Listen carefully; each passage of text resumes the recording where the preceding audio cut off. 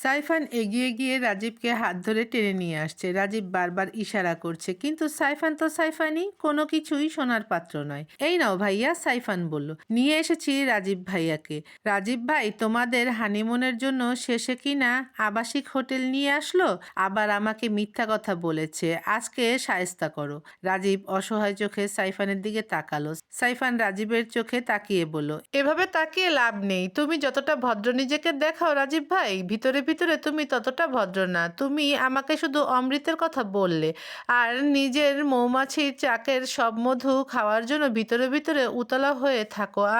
কথা শেষ হতেই রাজীব সাইফানের মুখ চেপে ধরলো এক হাত দিয়ে, আর ফিসফিস করে কানের কাছে বলল, থাম ভাই থাম, আমার চাকরিটা খেয়ে নিবি নাকি এবার? তোর যা জানার আমার কাছ থেকে জানিস। চাইলে আমি প্র্যাকটিক্যাল দেখাবো, দয়া করে এবার চুপ কর। সাইফান এতক্ষণ রাজীবের হাত মুখ থেকে সরানোর চেষ্টা করছিল। রাজীবের কথাগুলো শুনে সে স্থির হয়ে দাঁড়িয়ে চোখ বড় বড় করে তাকালো, খুশিতে চুপচাপ হয়ে গেল। সাইমান এবার দুজনকে ধমক দিয়ে বলল, এমন বেফালতু কথা বললে দুজনেরই হাল খারাপ করে দেব এবার।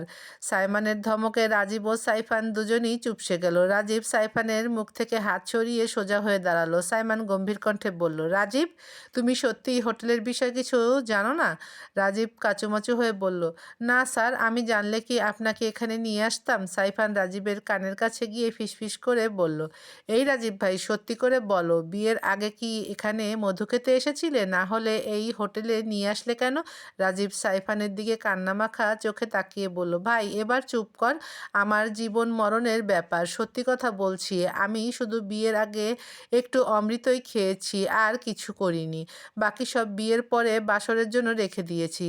সাইমান দুজনের দিকে তাকিয়ে বলল, দুজন উপরে গিয়ে ফ্রেশ হয়ে আসো, আর নিজেদের জিনিসপত্র গুছিয়ে তাড়াতাড়ি নামো। আমরা এখনই এখান থেকে বের হব। রাজীব আর সাইফান পা বাড়ালো, কিন্তু সাইফান কিছু দূর যাওয়ার আগে আবার ফিরে তাকালো সাইমানের দিকে, তাকিয়ে বলল, ভাই আমার ছোট কই? তাকে কি হাঁটা চলাফেরা করার মতো অবস্থায় রেখেছো? একটু দেখতে চাচ্ছিলাম সুস্থ আছে কিনা বেচারি।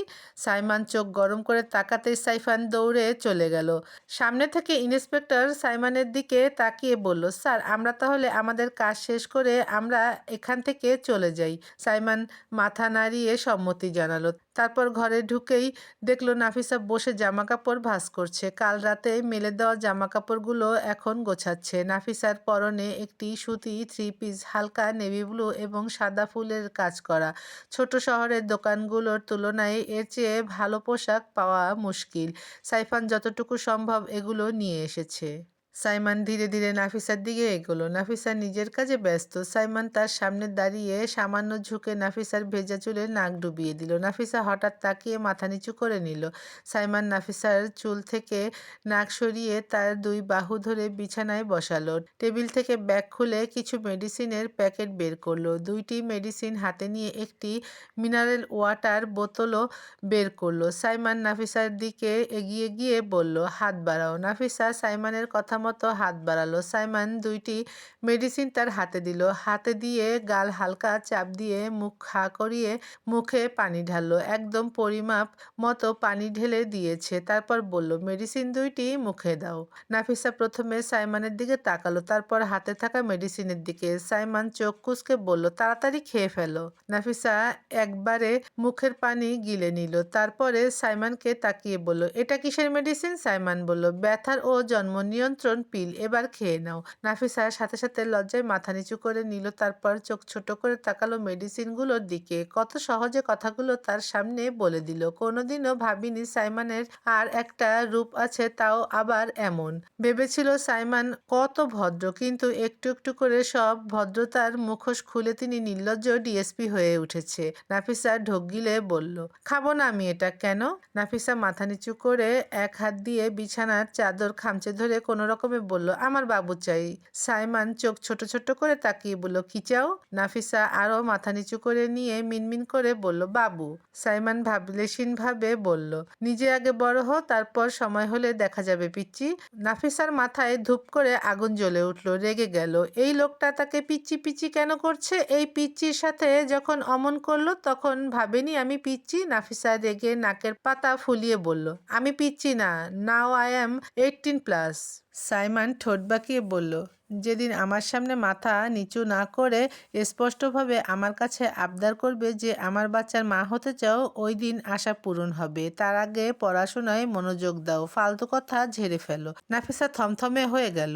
তাড়াতাড়ি মুখে খাও বলেই তার গাল হালকা চাপ দিয়ে পানি এবং মেডিসিন মুখের ভিতর ঢুকিয়ে দিল। সাইমন পিছনে ঘুরে টেবিলের ওপর থেকে ঘড়িটা পরে নিল, ফোনটা চেক করতে লাগলো, প্রয়োজনীয় জিনিসগুলো দ্রুত সেরে নিল। নাফিসা সাইমনকে পিছনে ঘুরতে দেখে এই সুযোগে মুখ থেকে হাত দিয়ে মেডিসিন বের করে খাটের নিচে টান মারলো। তার এখন 18+, নির্দ্বিধায় মা হতে পারবে। তার থেকে ছোট মেয়েরাও মা হচ্ছে, তাহলে সে কেন পারবে না? আর ডিএসপি সাহেবের বয়স হচ্ছে, এখন যদি বাবা না হয় তাহলে তার বাচ্চা কাচ্চাগুলো তো নিজের বাবাকে বাবা ডাকতে গিয়ে দাদা ডাকবে। তা কিছুতেই হতে দিতে পারে না নাফিসা। আর যাই হোক, সাইমন ফোন পকেটে ঢুকিয়ে ঘুরে নাফিসার দিকে তাকালো। নাফিসা বসে কিছু ভাবছে। সাইমন এগিয়ে গিয়ে গাল দুটো হালকা চাপ দিয়ে মুখ হা করালো, নিশ্চিত হলো মেডিসিন খেয়েছে কিনা। গুড, সাইমন বলল মুখের দিকে খেয়াল রেখে। সবাই বাইরে গাড়ির সামনে দাঁড়িয়ে আছে। সাইমন আর নাফিসা এক গাড়িতে উঠল, আর অন্য গাড়িটিতে রাজীব ও সাইফান। গাড়ি দুটো চলা শুরু করলো তাদের গন্তব্যস্থলের দিকে। নাফিসা চুপচাপ বাইরের দৃশ্য দেখছে, শরীরটা খারাপ লাগছে, তাই জানালার সঙ্গে মাথা ঠেস দিয়ে বাইরে তাকিয়ে আছে। সাইমন মনোযোগ দিয়ে ড্রাইভিং করছিল। নাফিসা জানালার বাইরে মাথা ঠেস দিয়ে রেখেছে দেখে তিনি এক হাত দিয়ে নাফিসাকে টেনে ঠিকভাবে বসিয়ে দিল। গাড়ি চালাতে চালাতে সাইমন নাফিসার মুখের দিকে একবার তাকালো, মুখ শুকিয়ে আছে, বোঝা যাচ্ছে অসুস্থ বেচারি। সাইমন হঠাৎ গাড়ি থামালো। নাফিসা তার দিকে তাকিয়ে জিজ্ঞেস করলো, দৃষ্টিতে চিন্তা ভাবনা ফুটে উঠল। সাইমন নিজে 2 হাত বাড়িয়ে নাফিসাকে টেনে নিজের কোলের উপর বসিয়ে দিল, এক হাত দিয়ে গাল আগলে নাকের উপর ছোট একটা চুমু দিল। এখনো খারাপ লাগছে কি বউ? মেডিসিন খেয়েছো না? আস্তে আস্তে ঠিক হয়ে যাবে, একটু সময় লাগবে। সাইমন এভাবে তাকে কোলের উপর বসালেও কোনো প্রতিক্রিয়া দেখালো না। নিজেরও ভালো লাগছে না। সাইমনের এভাবে কাছে নেওয়ায় কিছুটা আরামদায়ক লাগছে। সে আরো নিকটবর্তী হয়ে চেয়ে মুখ ডুবিয়ে দিল সাইমনের বুকে। শরীরের গন্ধ নাক দিয়ে টেনে নিতে থাকলো। এই গন্ধটা বারবারই তাকে মাতাল করে ছাড়ে। সাইমনের শার্ট 2 হাত দিয়ে আঁকড়ে ধরে নিজের নাক ঘষতে লাগলো নাফিসা। সাইমন নাফিসার কাণ্ড দেখে মুচকি হেসে দিল। নাফিসার কানের কাছে মুখ নিয়ে ফিসফিস করে বলল, এখনো কি মন ভরেনি বউ? মন না ভরলেও কিছু করার নেই, আমরা এখন রাস্তায় আছি। একদিনে তুমি এত ডোজ সহ্য করতে পারবে না, এটুকুতেই তোমার এই কাহিল অবস্থা। আর একবার যদি শুরু করি তাহলে তুমি উঠতে পারবে না। এমনিতে আমার কোনো সমস্যা নেই, তুমি যদি ঠিক থাকতে পারো আমি রাজি। নাফিসা সাইমনের কথা শুনে হা হয়ে গেল। কত বড় অসভ্য এই লোক, ভাবা যায়? তারপর লজ্জায় সাইমনের শরীরের সাথে আরো মিশে গিয়ে মিনমিন করে বলল, ডিএসপি সাহেব, আগে আপনি ভদ্রলোক ছিলেন, এখন তো একেবারে ফাজিল হয়ে যাচ্ছেন। সাইমন নাফিসার কথা শুনে ঠোঁট বাঁকিয়ে ওর কানের কাছে ফিসফিস করে বলল, বয়স 34+ এখন আমার, কিন্তু টেস্টও এখনো 18+। তাই যদি তোমাকে 18+ ফিল না দিই তাহলে বুঝবে কেমন করে যে তোমার বর এখনো টকবগে? আর আমার মতো ভদ্রলোকের এনার্জি দেখে তুমি আকর্ষিত হয়ে ওইভাবে নিঃশ্বাস ফেলে আমার বুকে লুটিয়ে পড়তে না তাহলে? নাফিসার সাইমনের কথাগুলো কানে আসতে লজ্জায় নাক সিটকে বলে উঠল, ছি ডিএসপি সাহেব, একদম লুচ্চা হয়ে গেছেন।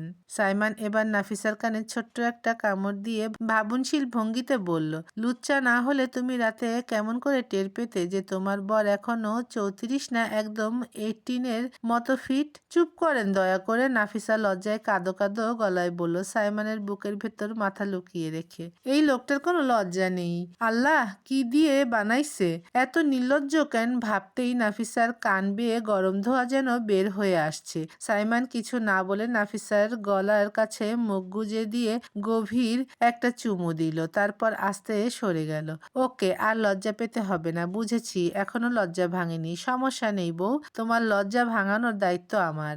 সাইমনের ঠোঁটের কথাগুলো নাফিসার কানে বাজতে লাগলো। সে কোনো উত্তর দিল না, শুধু সাইমনের শার্ট শক্ত করে খামচে ধরলো। সাইমন ওর এই কাণ্ড দেখে শুধু মুচকি হাসলো, আর কিছু বলল না। তারপর গাড়ি স্টার্ট দিল। কিছুক্ষণের মধ্যেই নাফিসা সাইমনের বুকে মাথা রেখে গুটিসুটি মেরে ঘুমিয়ে গেল, একেবারে বিড়াল ছানার মতো শান্ত নিশ্চুপ।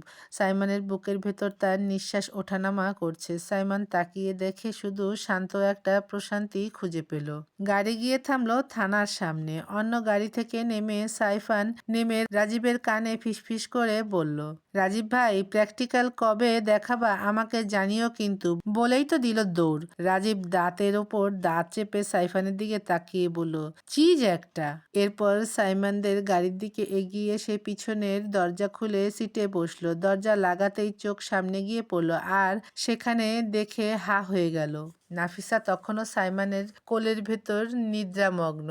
সাইমনও এক হাত দিয়ে ওকে আগলে রেখেছে। সাইফান চোখ কসলাতে কসলাতে সাইমনের দিকে গলা বাড়িয়ে বলল, ভাইয়া ক্যা সিন হে, তুমি এত রোমান্টিক হলে কবে গো? সাইমন এক ঝটকায় মাথা ঘুরিয়ে পেছনে তাকালো। চোখ গরম করে তাকাতেই সাইফান দাঁত কেলিয়ে হেসে ধীরে ধীরে গুটিয়ে নিজের সিটে বসে পড়ল। ঠিক তখনই নাফিসা হালকা আওয়াজে ঘুম ভাঙল। চোখ পিটপিট করে খুলে দেখলো এখনো সে সাইমনের কোলেই শুয়ে আছে। ঘুমের রেশে চোখ ডলতে ডলতে মিনমিন করে বলল, আমি আমার সিটে গিয়ে বসি। সাইফান আর বসে থাকতে পারল না, জোরে বলে উঠল, আরে ছোট ভাবি, আমার ভাইয়া এত ভালোবেসে কোলে নিয়ে ঘুম পাড়িয়েছে আর তুমি কি না নেমে যাবা বলছো? সাইফানের কথা শুনে নাফিসা চমকে উঠল। সঙ্গে সঙ্গে সাইমনের শার্ট খামচে ধরে একটু মাথা উঁচু করে উকি দিয়ে পিছনের পানে তাকালো। সাইফান দাঁত কেলিয়ে হাসছে। লজ্জায় মুখ রাঙা হয়ে গেল নাফিসার। মুহূর্তের মধ্যে মাথা আবার সাইমনের বুকে ডুবিয়ে দিল। এবার তো চোখ ভিজে এলো। মনে মনে ভাবলো, কি সর্বনাশ কপালে জুটলো। এমন একটা বর জুটলো কপালে, এতদিন দূরে দূরে রেখে এখন এমন কাছেই টানছে যে মানুষজন মানামানির নাম নেই। ভাবতেই নাফিসার গলা ফাটিয়ে চিৎকার করে কাঁদতে ইচ্ছে করছে। এ মানুষগুলোর সামনে তাকিয়ে কথা বলবে কেমন করে? সামনে লজ্জায় আর যেতে পারবে রে? এই লোকটার আক্কেল জ্ঞান বলতে কিছু নেই। কি করে এদের সামনে চোখ তুলে তাকাবো? আল্লাহ, মাটি ফাঁক করে দাও, তলিয়ে যাই। এবার আস্তে আস্তে সাইমনের কোল থেকে সরে আসতে চাইলে সাইমন ওর বাহু শক্ত করে চেপে ধরল। তারপর দাঁতের পর দাঁত চেপে পিছনে মাথা ঘুরিয়ে গম্ভীর দৃষ্টি ছুড়ল সাইফানের দিকে। চোখ দিয়ে গিলে খাওয়া দৃষ্টি। সাইমনকে এভাবে তাকাতে দেখে সাইফান মুখ ফুলিয়ে বলল, আমার দিকে এভাবে তাকাও কেন? আমার কোনো দোষ নেই। ছোট ভাবিকে তুমি নিজেই লজ্জা দিয়েছ। তুমি নির্লজ্জ ভাইয়া। নাফিসা এবার আরো জোর করে হাত ছাড়াতে শুরু করলো। ওকে এমন করতে দেখে সাইমন ধমকে উঠল, কি সমস্যা, এরকম করছো কেন? সাইমনের হঠাৎ ধমক শুনে নাফিসা লাফিয়ে উঠল ভয়ে। চোখ দিয়ে টপ টপ করে পানি ঝরতে লাগলো। কাপা কণ্ঠে মিনমিন করে বলল, প্লিজ আমাকে আমার সিটে বসতে দিন। সাইমন ওর দিকে একবার তাকালো, তারপর আর কিছু না বলে টেনে ওকে পাশের সিটে বসিয়ে দিল। গাড়ি আবার চলা শুরু করলো। সাইফান মুখ টিপে হাসতে হাসতে বলল, ভাইয়া আমি তো অনেক এক্সাইটেড। বাসায় গিয়ে যখন তোমাদের বিয়ের কথা বলবো তখন এক একজনের রিয়াকশন কেমন হবে সেটা ভাবতেই হাসি পাচ্ছে। আমার তো মন চাচ্ছে এখনই হসপিটালে সিট বুকিং দিয়ে আসি। সবাই শুনলেই হার্ট অ্যাটাক করবে যে তাদের আদরের বড় ছেলে এমন একটা মিনি মাইক্রো বউ নিয়ে এসেছে। তার ওপর সেই বউটা আর কেউ না, আমাদের ছোট নাফু।